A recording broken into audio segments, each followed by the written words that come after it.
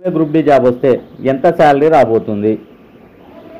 So railway group D అనేది 10th class మీద ఉండేటటువంటి job friends.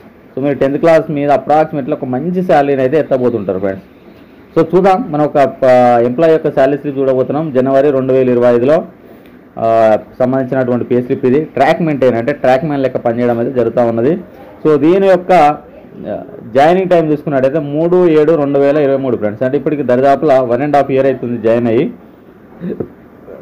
Total duty days వచ్చేసి 31. గ్రాస్ శాలరీ విషయానికి వచ్చినట్టయితే 40,960 రూపాయలు అనేది గ్రాస్ శాలరీ వస్తూ ఉన్నది ఫ్రెండ్స్.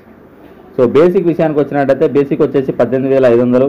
తర్వాత దానికి డిఏ యాడ్ అవుతున్నది, హౌస్ రెంట్ అలవెన్స్ వస్తుంది, ట్రాన్స్పోర్ట్ అలవెన్స్ వస్తుంది, నైట్ డ్యూటీ నైట్ షిఫ్ట్లలో పనిచేస్తే నైట్ డ్యూటీ అలవెన్స్ వస్తుంది, నేషనల్ హాలిడే అలవెన్స్ అని చెప్పి రావడం అయితే జరుగుతుంది, ట్రావెలింగ్ అలవెన్స్ వస్తూ ఉన్నాయి ఫ్రెండ్స్. ఇవన్నీ అలవెన్సెస్ తోటి కూడి రిస్క్ అండ్ హార్డ్షిప్ అలవెన్స్ అని చెప్పేసి ట్రాక్ మ్యాన్లో కొంచెం జాబ్ హార్డ్గా ఉంటుంది కాబట్టి దానికి కూడా అలవెన్స్ అయితే ఇవ్వడం అయితే జరుగుతూ ఉన్నది.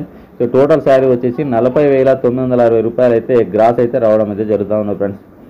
దీంట్లో నుంచి డిడక్ట్ అయ్యేది చూసుకున్నట్టయితే రైల్వే ఎంప్లాయీస్ ఇన్సూరెన్స్ 30 రూపాయలు కట్ అవుతుంది, న్యూ పెన్షన్ స్కీమ్ కింద 2,831 కట్ అవుతుంది, ప్రొఫెషన్ ట్యాక్స్ కింద 200 కట్ అవుతున్నాయి. సో ఇవన్నీ పోను. సో ఇప్పుడు ప్రస్తుతం ఈయనకు వస్తున్నటువంటి శాలరీ ఎంత అంటే 37,899 రూపాయలు అయితే ఈయనకైతే రావడం అయితే జరుగుతూ ఉంది ఫ్రెండ్స్. సో మీరు కూడా రైల్వేలో జాయిన్ అయితే అప్రాక్సిమేట్లీ మీకు 36,000 అయితే 36,000 పైన మీకైతే శాలరీ ఉండేటటువంటి ఆస్కారం అయితే ఉన్నది. సో 1 year కాబట్టి 1 year అయింది కాబట్టి సో అప్రాక్సిమేట్లీ ఒక 1 ఇంక్రిమెంట్ అనేది ఎక్స్ట్రాగా ఉండేటటువంటి ఆస్కారం అవుతుంది. అది 2-3 వేలు తేడా ఉంటుంది సో డిఏలతోటి కలిపి.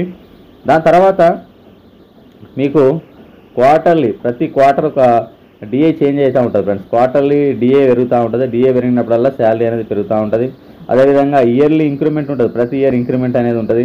అదేవిధంగా రైల్వేలో లోన్స్ కూడా ఇస్తూ ఉంటారు. స్టాఫ్కి సంబంధించినటువంటి రైల్వేకి సంబంధించినటువంటి లోన్స్ కూడా ఉంటాయి. సో అక్కడ కూడా మనం లోన్స్ అయితే బెనిఫిట్స్ అయితే ఉంటాయి ఫ్రెండ్స్. అదేవిధంగా మనకు రైల్వేలలో ఎక్కడికి ప్రయాణం చేసినా మనకు మన ఫ్యామిలీ మెంబర్స్కి ఫ్రీ ట్రావెలింగ్ ఫెసిలిటీస్ అయితే రైల్వేలో అయితే ప్రొవైడ్ అయితే చేయడం అయితే జరుగుతుంది ఫ్రెండ్స్. సో ఇవి కాకుండా ఇంకేమైనా ఎక్స్ట్రా బెనిఫిట్స్ ఉన్నాయేమో చూద్దాం. నెక్స్ట్ వీడియోలో ఒక ఎంప్లాయీస్ తోటి అయితే మనం ఇంటర్వ్యూ అయితే తీసుకుందాం friends. Okay friends, thank you. ఈ వీడియో నచ్చింది అనుకుంటున్నా. వీడియో నచ్చితే లైక్ చేయండి, మీ ఫ్రెండ్స్ కూడా షేర్ చేయండి. సో మన యూట్యూబ్ ఛానల్ కొత్తగా చూస్తున్న వాళ్ళు తప్పకుండా సబ్స్క్రైబ్ చేసుకోండి.